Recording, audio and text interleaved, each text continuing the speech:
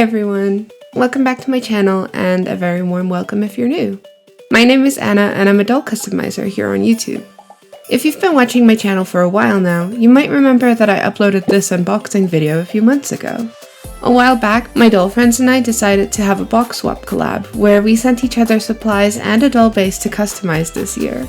Our theme was mythical magical creatures and we did it Secret Santa style. We knew whom we were sending a box to, but we had no idea who was sending one to us. Well, I was the host, so I knew who mine was from, but it was still super fun.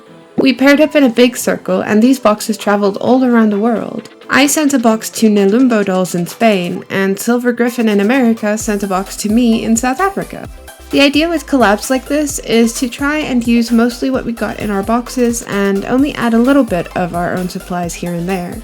I got some amazing stuff in my box, so be sure to go check out my unboxing video if you haven't yet. Recently, we all got to work making our dolls for the collab, and I decided that my supplies were perfect for a unicorn character. I want to make her mostly human, so no big body mods this time, and give her a cute, sweet Lolita outfit, since I've never made a Lolita doll before. I also decided I want to give her very long hair to make up for the lack of a tail, you know? Before we get into it, I wanted to quickly apologize for how long this video has taken me to get out. At first, I was struggling to find time for it because I was working overtime hours at my day job, and then I got sick with swine flu. Thank you all for being so patient with me and supporting my channel even with my irregular upload schedule. I really appreciate you guys. Okay, on to the customizing! To start, I cut her hair as short as possible. You can see here she has a little stain on her nose that happened during shipping, so we'll have to do something about that later. For now, let's dunk her head into some freshly boiled water to soften the vinyl. Normally this does the trick, but this Draculaura was very stubborn and I had to really use some elbow grease to get her head off. That's not good. Eventually, with the help of my trusty cuticle pusher, I was able to remove the head. Take a blunt tool like this cuticle pusher we were already using, and scrape it around the inside of her scalp to pull the hair out of the plugs and into the head. Then you can go in through the neck hole and remove it with some tweezers. Luckily, these G3 Monster High dolls have the melted hair plugs, so no yucky glue this time. Next, take a cotton wipe soaked in 100% acetone to remove the factory face up. Sometimes you have to squish the head to get into all the tiny crevices. She's getting purple hair, so this black on her scalp needs to come off too. There we go, nice and clean. Upon closer inspection, the stain on her nose seems to have also yellowed the vinyl a bit. I was really hoping the acetone would get rid of it, but alas, it only lightened it a little bit. Griff sent me this beautiful sparkly purple yarn, so instead of brushing it out, let's use it as is. I've always wanted to try one of those multi-textured yarn reroots that I've seen other customizers do, so I'm combining it with a bunch of other yarns I have in the same color palette. To start, measure out a piece of yarn the length you want your doll's hair to be. Then use that as a guide to cut a bunch more. Eventually, you should have a glorious array of colors and textures. I also prepped some regular acrylic yarn to comb out and make wefts with. This will be used for her fringe, so I mark off a section of the head for that. In hindsight though, I think I could have made this section a lot smaller. To reroot the head, smush the end of a piece of yarn flat and slip it into the eye of the rerooting tool. You should then ideally be able to push that into the existing holes in the scalp, but these G3 dolls have really hard heads and the yarn is thick, so let's take some of the zigzag yarn and reroot it off camera so nobody can see what I'm doing. There we go. I also have some ribbon here for a slightly different texture.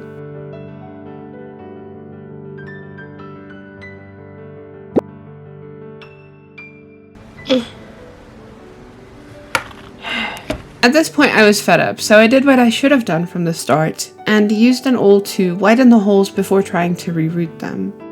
The deeper you press the awl, the bigger the hole will be, but keep your rerouting tool nearby because you have to work kind of fast or else the hole will shrink back down before you get the hair in there.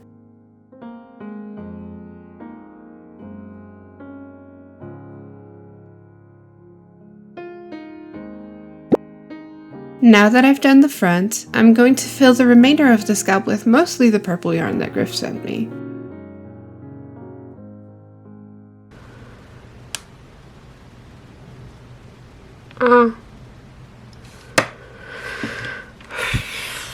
Don't worry if you break a needle or two in the process.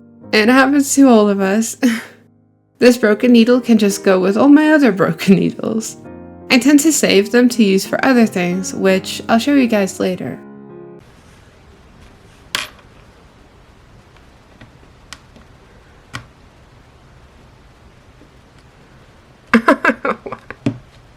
After reaching the hairline at the back, you can fill in the rest of the head more sparsely.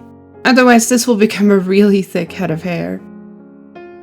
I mean, it's still thicker than like a nylon reroot would be, but oh man, it is so worth it for the lovely texture.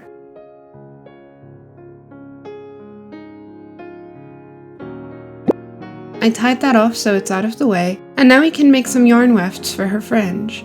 Start by tying your yarn to a coat hanger or some kind of handle you can hold on to. Then twist the yarn in the opposite direction that it was spun in to unravel the strands. You don't have to do this, but I find it makes brushing out the yarn way easier, and you lose less of the length if you do this first because there's less breakage. Use a pet brush with bristles that are close together to comb it out and start from the bottom, then work your way up. When it's all combed out, it'll be frizzy like this. So, use a flat iron to straighten it like you would do with hair. I find it gets a lot smoother if you go slowly and really press the straightener shut.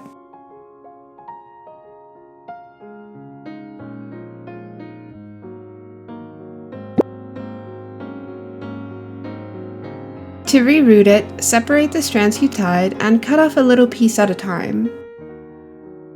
Take a small amount of the fibers, about 1 hole's worth, and stab it into the head.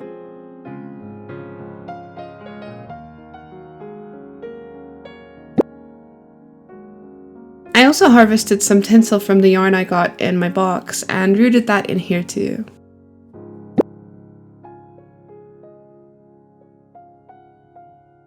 With everything rooted, we can pour some all-purpose tacky glue into the neck hole to secure the hair in place. Use a chopstick or something to make sure everything is evenly covered, then set the head aside to dry. Onto the clothes! I drew up a dress pattern and cut it out of some of the fabrics I got in my box. I was especially excited to use this horse fabric. In fact, this fabric is the whole reason I wanted to make a Sweet Lolita doll in the first place, because it reminded me of the angelic pretty sugary carnival dresses that are considered iconic in the Sweet Lolita fashion community. Start by sewing the skirt to the lining, right sides facing. Once sewn, clip the edges to make it easier to turn over. Turn the piece and use your fingers or something to gently nudge out all the scallops. I pressed the fabric with my straightener so it would lay flat too. I should have positioned this horse better so the face would also be visible from the front, but oh well. Hindsight is 20/20, as they say. Next, sew the 2 front pieces of the bodice together right side to right side and sew up the darts. For the sleeves, first gather the hem of the puff sleeve before sewing it to the sheer fabric. Then gather the hem and the cuff of the sheer sleeve before sewing them together. Do that for both sides. I also sewed 2 C-shaped pieces of sheer fabric together for the top of the bodice. Once this is sewn in place, you can gather a ruffle for the collar and sew that in place as well. Make sure the seam is on the inside if you want the collar to stand up. Attach the sleeves at the shoulder seams. Then turn the bodice inside out and sew up the side seams. Once you've done that, it should look something like this. The next step is to gather the skirt. Be sure to measure this so it's the right width for the doll's waist. Pin the bodice to the skirt, right sides facing, and sew them together.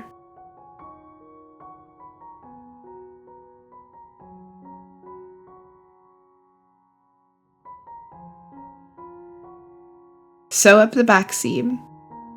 We're adding a zipper, so I only sewed a little bit to make sure there's enough room for the doll to slip into the dress. I measure out what length the zipper should be and mark that on the zipper itself. After cutting, I used a lighter to seal the edges so that it won't unravel. This is a human zipper and the pull is huge. I decided to remove it, so I clipped the top with some side cutters and use pliers to stretch it open so I can slip it out. Instead, I add a jump ring and a smaller zipper pull that's more doll-sized, but still pink. I didn't mention it, but I also sewed around the top of the zipper on both sides to keep the pull from sliding off completely. Now we can pin it in place.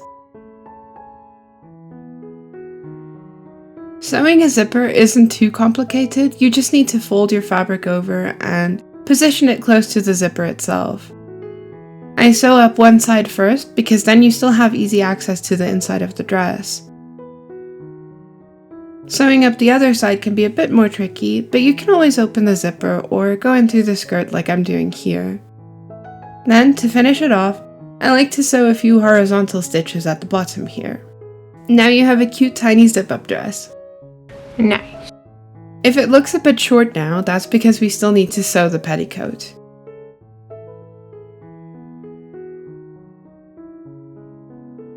I wanted to have a ruffle, so we start by gathering strips of fabric and tulle and sewing that to the larger strip of fabric right sides facing. After turning, you can sew a top stitch if, like me, you want the ruffle to lay a bit flatter. For the top of the petticoat, fold the waistband over and sew that in place. You want to leave a wide enough opening here to fit an elastic band. Okay, so this is editing Anna, just to interrupt, because when I was writing the voiceover, I couldn't remember what that was called, and I just referred to it as like the hem or something. And then recently my friend Kat used the term and it's called a casing. So thank you, Kat. I measure enough elastic so that it will sit snug against her waist, but slide easily over her legs and booty. Feed that into the waistband. Use a needle and thread to help if it doesn't slide in easily.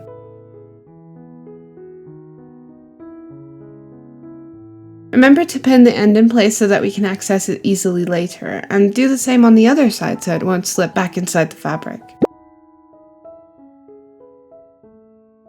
Now we can sew the two ends of the elastic together to close it off.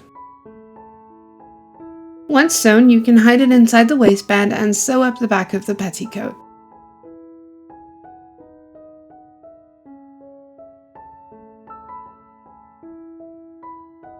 Cute! Slip it onto the doll and decide where you want it to sit. For my petticoat, I think around her hips looks good. To make sure it won't slide up any further than where you want it, sew a ribbon to the inside of the petticoat to catch the crotch.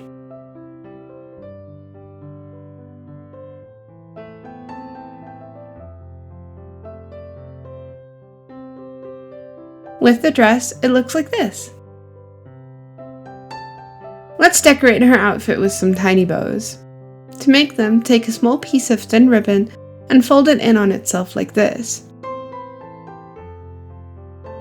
Then sew through the middle and wrap the thread around the ribbon to create the illusion of a knot.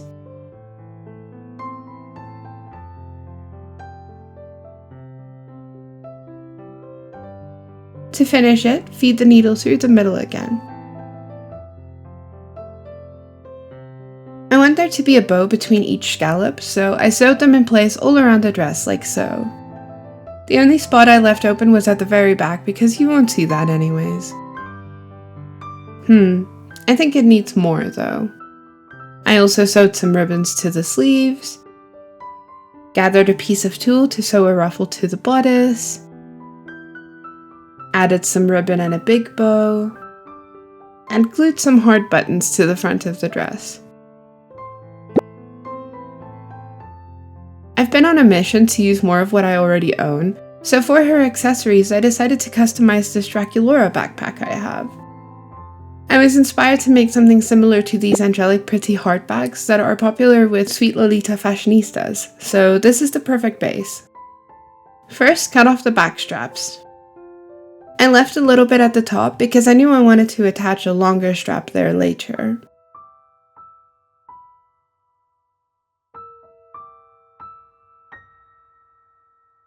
Then, use a craft knife or box cutter to remove the wings from the sides and neaten up any rough edges.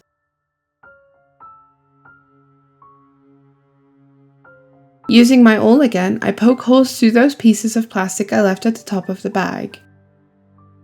This way we can add some wire and make little loops for the bag strap to attach to. Tie a piece of thread to the loop and thread some beads onto it to make the strap. I chose these blue ones. I've made beaded bag straps for all of my J-Fashion dolls up until now, so it's kind of a tradition at this point. Once you're done adding the beads, you can just tie the thread to the other loop to complete it. I like to melt the threads to keep them from unraveling. I think it looks really cute. Let's add this little blue bow I found in my stash to really make it look like an AP bag. I also like how this pulls the blue from the strap down into the pink of the bag and makes it look more cohesive. As a finishing touch, I added a purple chain and these unicorn and star charms Griff sent me. For her shoes, I'm using this pair of Draculaura heels I already had, but because I want to leave their color as is, I first wanted to get some of this paint off where it spilled on the toes of the shoes. Next, I wanted to see if I could cut this strap to get it to look less like a bat wing, but I didn't feel like it worked, so I decided to just cut everything off and make new straps instead. After cleaning up the sides, they look like this.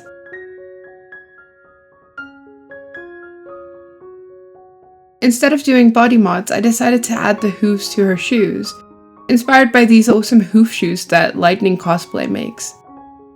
So, I covered the heels in plastic wrap to protect them and sculpted the hoof out of some polymer clay. Could I have done this with epoxy sculpt? Yes. Would that have been easier? Also yes. However, at the time, I didn't want to wait for something that needed to cure for several days, so I opted for oven-baked clay. So I kind of sculpted the hoof around the front of the shoe, and because of the plastic wrap, I could then remove the shoe and just bake the hoof.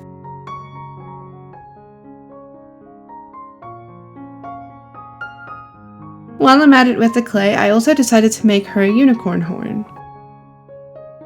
Since this will be stuck to her head, I cut off the back of the horn at an angle so that it'll point upward slightly instead of just sticking straight ahead like a narwhal tusk, you know?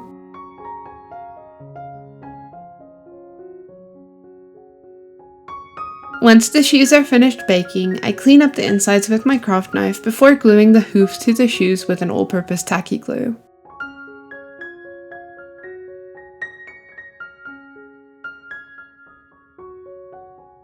Then, with the shoes on her feet, as well as these rainbow high socks I decided to give her, I glue a ribbon to either side of the heel to replace the strap I cut off.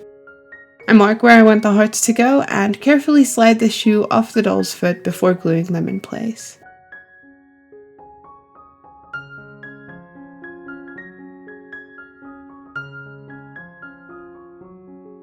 I made some more bows and I'm gluing them to the back of the shoes to make them extra cute.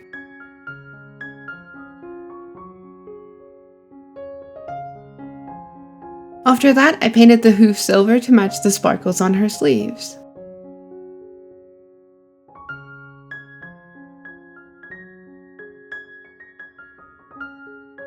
Continuing on the trend of using existing Draculaura accessories, I thought these earrings would work well for our unicorn doll.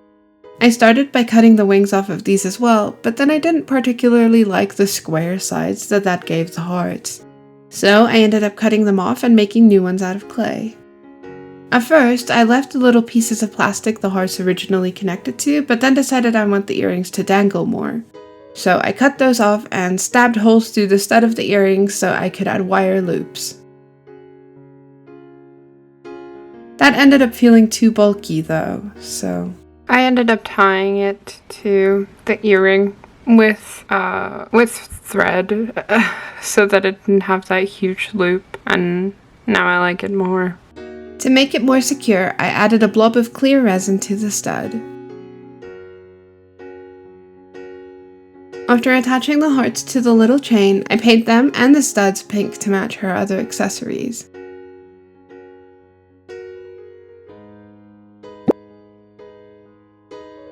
I wanted the horn to be kind of see-through and ethereal, so I'm gonna make it out of resin. To make a mold, I used heat moldable plastic that becomes like a putty you can shape around the horn once you heat it up, but stays clear and bendy once it cools. Place the horn so that the back of it, the part that we cut at an angle, is facing up and is parallel with the surface the mold is gonna stand on. This way we get that same flat surface once we cast the mold. Wait for that to cool off. Once it's cool, you can take out the positive to reveal the negative inside. The horn has ridges though, so it was a little bit hard to get at. Ah!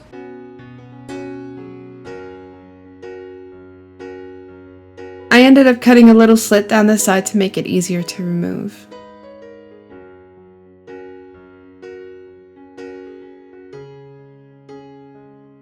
There we go. Use a brush or something to remove any bits of clay still stuck inside the mold. I taped the mold shut and mixed turquoise and pink resin for the horn. I also added some mica powder to make it shiny. I want the tip of the horn to be pink, so the pink resin goes in first. Wiggle a needle or something around in the mold to make sure there aren't any air bubbles. Remember those broken needles I showed you earlier? Well, this is a great use for them if you want the horn to be more secure inside her head. Embed that pointy end up inside the resin before curing it under a UV lamp. My first attempt came out a bit too dark and saturated, so I tried again. If your mold left a few rough spots and a seam, you can clean that up with a craft knife. To make it extra shiny, cover the entire horn in a layer of clear UV resin. Just look at that sparkle!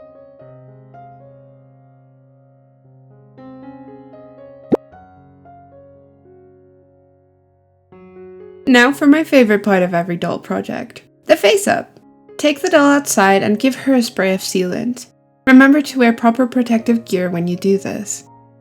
I always start with the blush, and for this doll I'm just using shades of pink around the cheekbones and eyes. I was inspired to try a DollyAnna makeup look for this doll.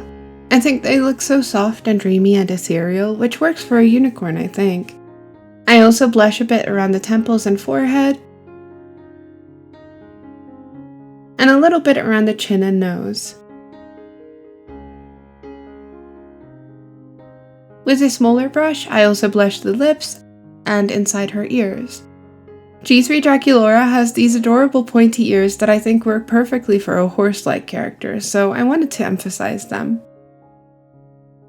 I use a sniper brush to try to get the lips even pinker, and clean up with my pencil eraser everywhere I felt like I overdid it. Once you're happy with the blushing, take the doll outside for another layer of sealant to lock your progress in place. I decided to cover up this stain on her nose with a pink watercolor pencil. I've never given a doll a little snoot like this before, but I figured horses sometimes have pink muzzles, so why not? It's been a kind of mission of mine to try something new with every doll I make, so while we're at it, let's also try to give her the illusion of slightly parted lips. I use pink to color in the lips and give her upturned mouth corners to make her extra smiley. I wanted a very specific color for the eyes, and I could only find it in this set of watercolor pencils by the brand Demust, so let's try them out. This set also had a nice pink, so I went over the nose again. You can see it's much more saturated than my regular Faber-Castell watercolor pencil. With a darker pink, I go over the lines of her lips and give her a few creases. I also darken the corners of her lips a bit. Then, ever so carefully, I start sketching the eye shape. I wanted her to have slightly downturned eyes, so I first drew the upper lash line higher up, but decided that didn't look right, so I erased it and tried again. And here you can see the importance of using a sealant between layers. I can erase any mistakes without accidentally erasing the blush I already gave her. For the second attempt, I drew her upper eyelash a bit lower than it is on the doll, and made the outer corner droop down slightly. I also lifted the lower lid and added a crease, because aegyo cell is a big part of Douyin makeup looks.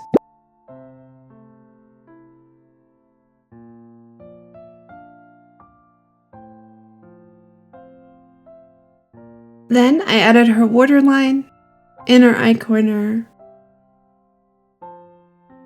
eye crease, and carefully added her eyelashes. With the cyan pencil I specifically wanted in this set, I map out where I want her irises to go. I'm drawing them nice and big this time, but I still tried to keep more of the sclera visible on the outer edge of the eye so that she's looking straight ahead. With my white pencil, I start adding highlights to the skin, and I fill in the waterlines with a creamy pencil. With purple pastels and my sniper brush, I make little dots for the inner corners of her eyebrows. Then, to create the rest of the eyebrow shape, I gently drag that pigment out and downwards. Then I go over that with a purple watercolor pencil to draw individual eyebrow hairs. At this point she's looking a little weird, but we have to trust the process. I really like these pencils, by the way. They get a big thumbs up from me. With the pencil work all done, we can move on to paint. First, I take a teeny tiny brush and go over the lines of her lips with pink. I also go over her little snoot. With a lighter shade of pink, I add some highlights to her lips, and I fill in her waterline.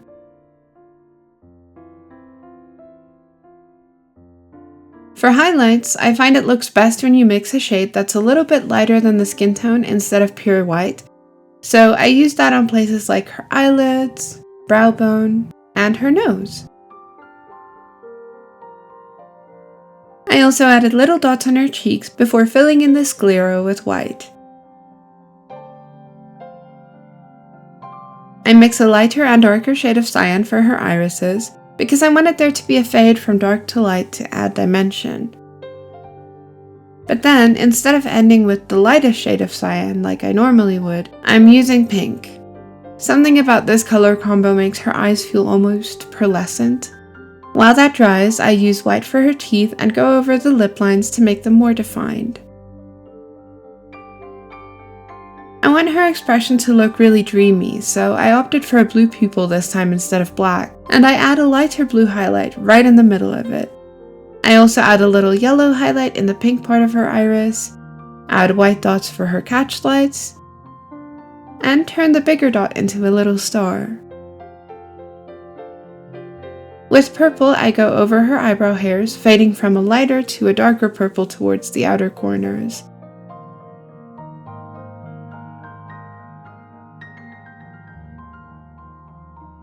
And finally, we can add her eyeliner and eyelashes.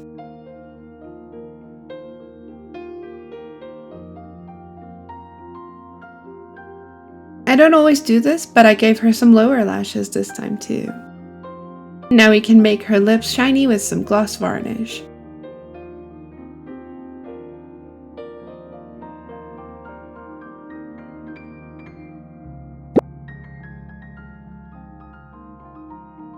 As one of the little finishing touches, I use a dotting tool to give her blue nails to match all the blue in her outfit.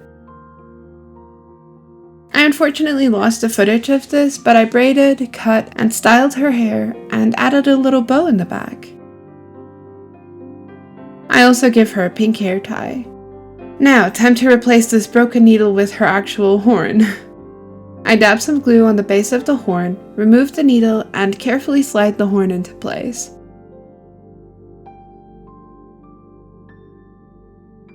It's ever so slightly off-center, but oh, doesn't that look so cute? I did want her to have some silver in her face up as well though, so below the horn I glue this little star.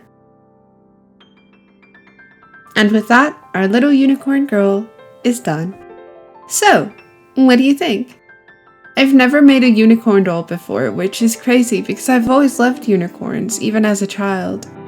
I still have a collection of little unicorn figurines somewhere.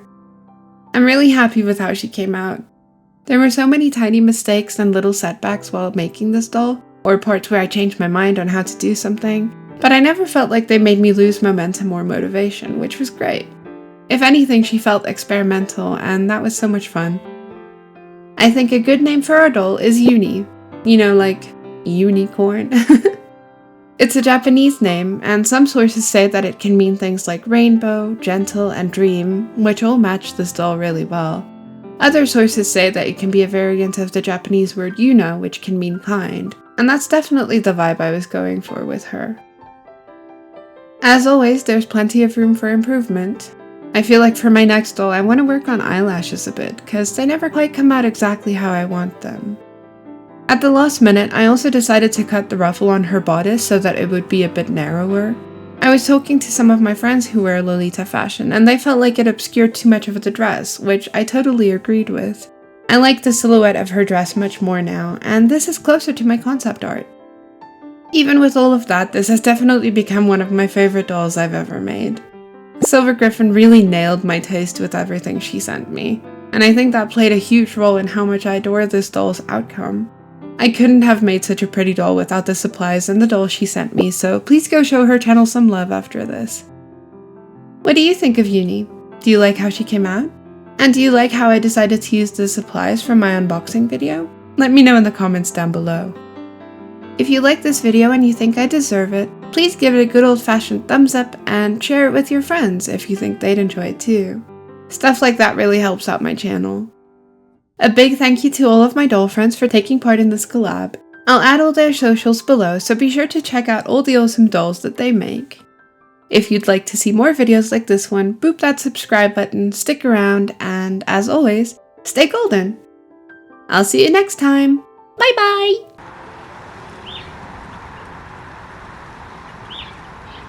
It's like this rerouting tool has performance anxiety. 'Cause it works fine. Like when I'm rooting off camera, as soon as I put the camera on, it like breaks, or it slides into the tool, or something. Like, are you shy? What's going on? There we go. Yeah, that's what I'm talking about. And it makes me look like I don't know what I'm doing, even though clearly I've done like a third of the head by now.